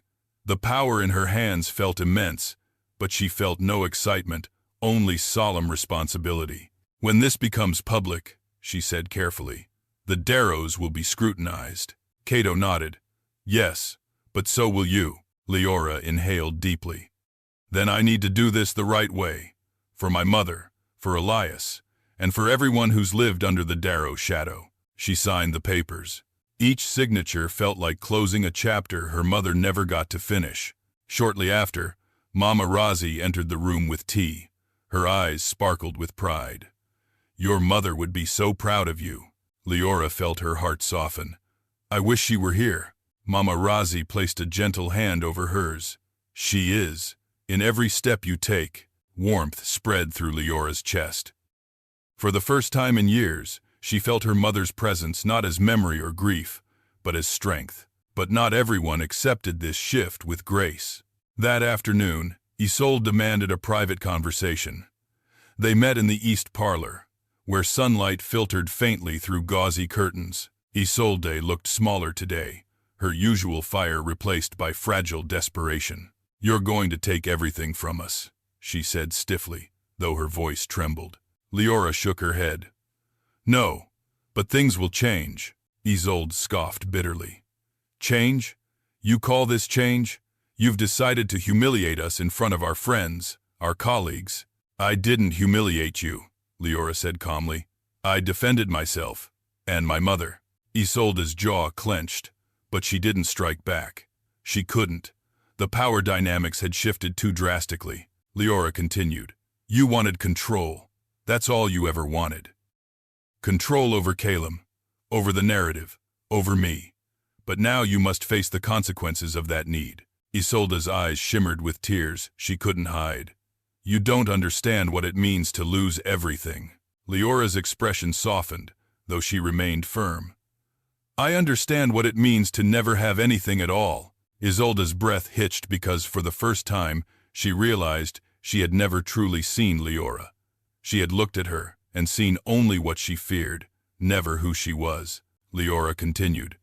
You and Caleb may continue living here.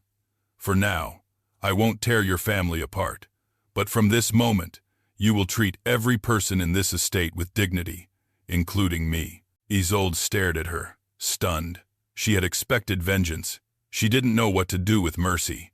We will discuss long-term arrangements later, Leora added. With that, she excused herself, leaving Isolde alone and shaken in the parlor.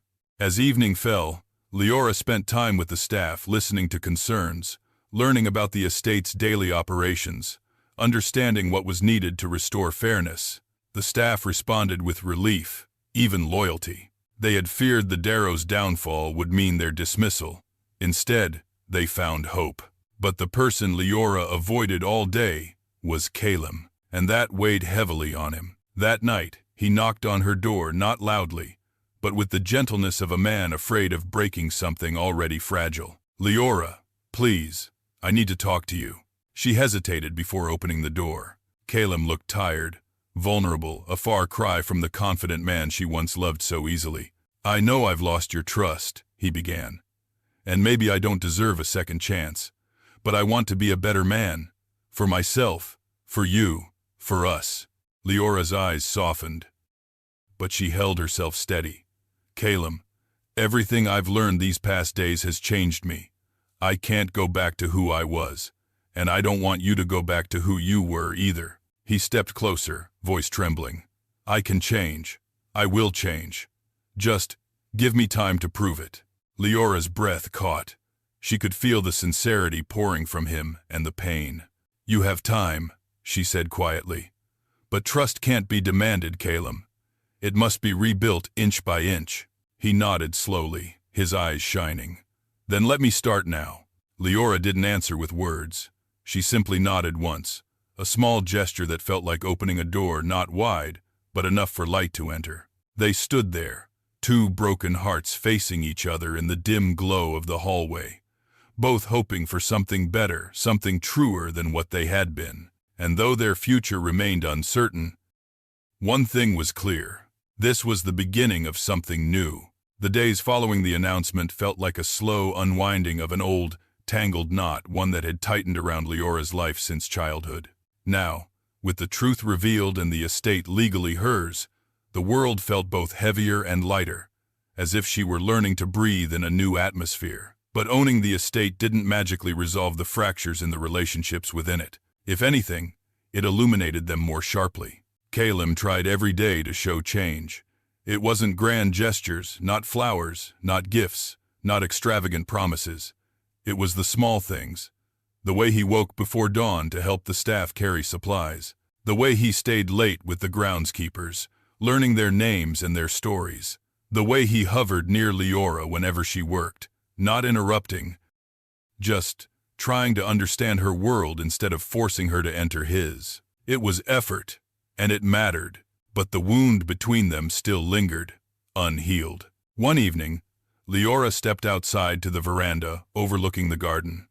The sky glowed with warm streaks of amber and gold, the sunset painting the estate in colors that felt almost surreal. The roses her mother once tended swayed gently in the breeze, their fragrance drifting through the air like a memory. She closed her eyes, imagining her mother's voice. "Your worth is yours, Leora, not theirs to define." Footsteps approached behind her. She didn't turn. She already knew the rhythm of his walk. Caleb cleared his throat softly. "You're out here early tonight." She nodded. "I needed to think." "About us?" he asked, voice cautious, fragile. "About everything," she replied. He stepped beside her, leaving a respectful distance. The silence stretched between them, heavy with everything they had endured. Finally, Caleb spoke again. "Leora, I am truly sorry." She didn't interrupt this time. She let him speak. "I grew up thinking strength meant control, that protecting my family meant obeying my mother, following every tradition, every expectation. But that wasn't strength. It was fear.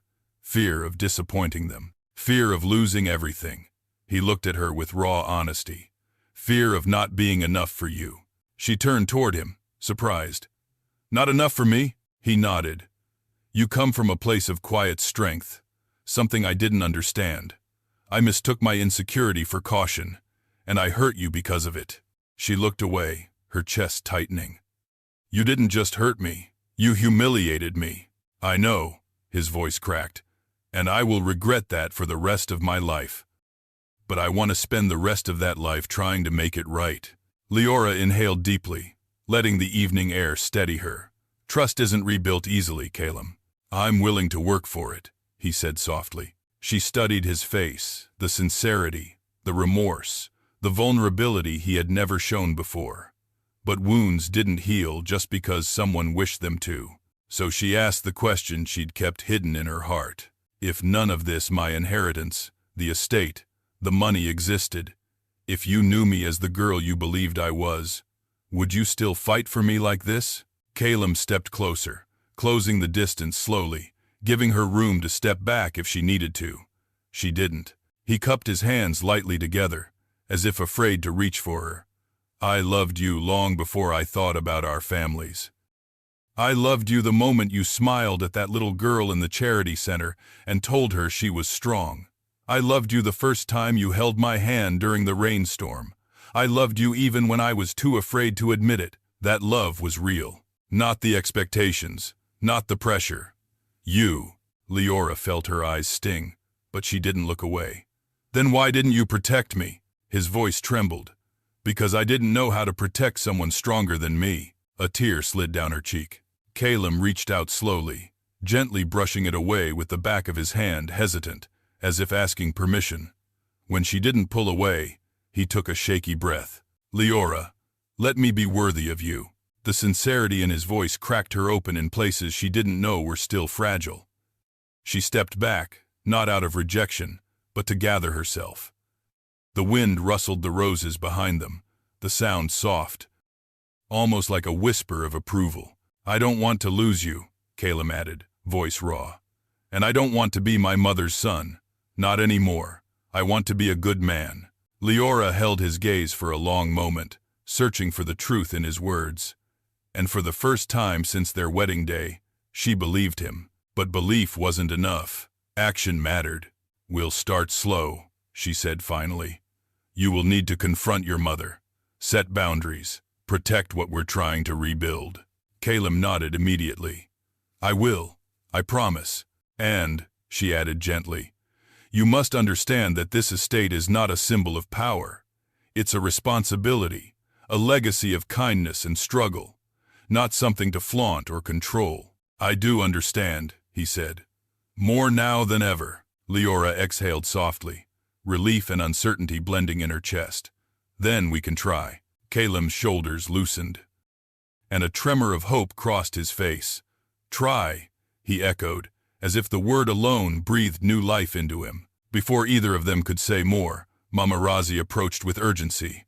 Madame Leora, she began, Madame Isolde, is demanding to see you and Master Caleb in the drawing room. The air shifted instantly. Leora glanced at Caleb. His jaw tightened, not with fear this time, but determination. Let's go, he said. They walked hand in hand, tentative, but together into the drawing room. Isolde stood at the center, her posture stiff, her face pale. Not the monstrous fury from the night before, but something more human and more broken. You called us? Leora asked quietly. Isolde's hands trembled. I'm not here to fight, Caleb frowned. Mother? Isolde swallowed.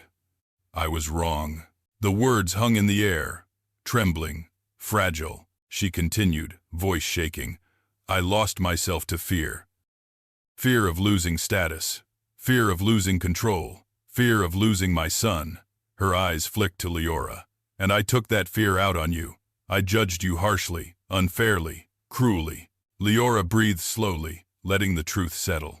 I can't ask for forgiveness, Isolde whispered, but I can ask for a chance to atone. Caleb's eyes softened, though he remained silent. Leora stepped forward.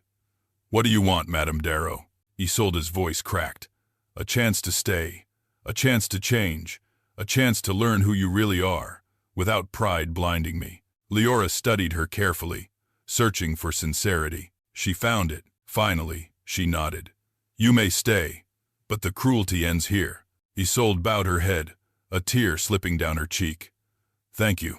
Caleb exhaled shakily, relief washing over him. He looked at Leora with profound gratitude.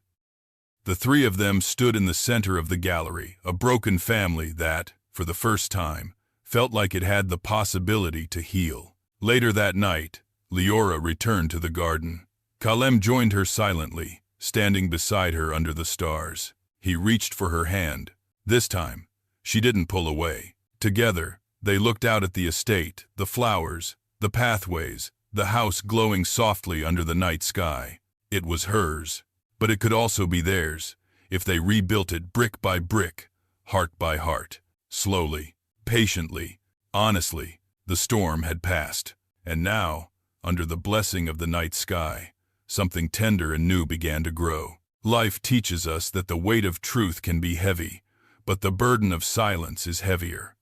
Leora's journey reminds us that strength is not the absence of fear. It is the courage to face it. True power lies not in wealth or status, but in integrity, compassion, and the willingness to heal what others have broken. Love, too, is not measured by promises but by actions, by growth, and by the choice to stand beside someone even when the truth hurts. May we all find the bravery to speak our truth, protect our worth, and open our hearts to change both in ourselves and in others. If this story moved you, let us know where you're watching from and what time it is for you. And if you enjoy powerful African cinematic folktale dramas, feel free to subscribe to the channel for more emotional storytelling.